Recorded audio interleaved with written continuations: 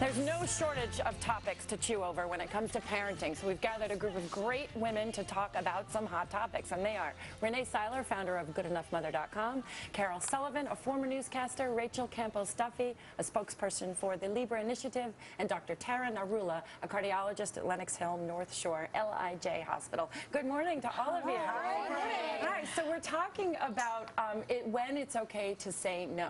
And now you have 6 children. I do. And so I would think that you would need to have a semblance of no. I'm the dictator in the house, because if I try to do by consensus, it just doesn't work. So I try to get opinions, but in the end, I got to take charge because I don't have the time. I think a good rule of thumb is when you don't know, say you don't know. And I'm a big believer in being authentic and being truthful. So if you don't know, say you don't know, or I'll find out. I didn't know you couldn't say I don't know. I say I don't know all the time, but I don't want my kids to think that I have the answers. So right, and there's certain things where that makes sense, but there's other points in the article that you guys gave us. There was a lot of, get everyone's opinion. I mean, that only doesn't work for every family. I think it's also important to give respect to the children, but maintaining authority. Now, as a doctor, do you feel, that you're in a different position with saying no? How does that play out? I think, as a physician, we say we don't know many times during the course of a day to patients. We're not sure this treatment may work for you, but we're going to give it our best shot.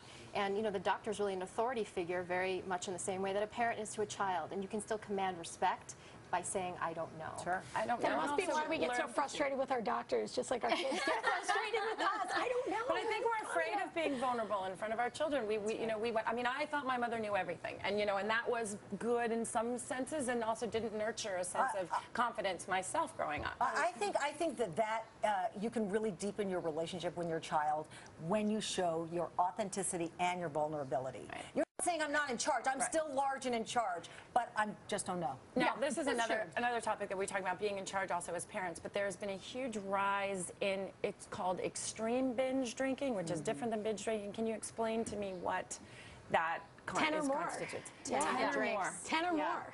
10 or more. Now, but why is there's a rise with children? Is it we're trying to tell them the problems that can occur if you drink too much, but kids think that they're invincible. I think it's so socially prevalent that they think it's harmless. But, alcohol has damaging effects on the heart, the liver. It can cause kids to go into a coma if they drink too much. And then it also leads to risky other behaviors, being put in sexually difficult positions, getting into a car that could, with somebody who's drinking and driving. So, but they looked at the kids who were doing the binge drinking, and a lot of them are kids who don't spend time with their family. They're they're getting more influence from outside.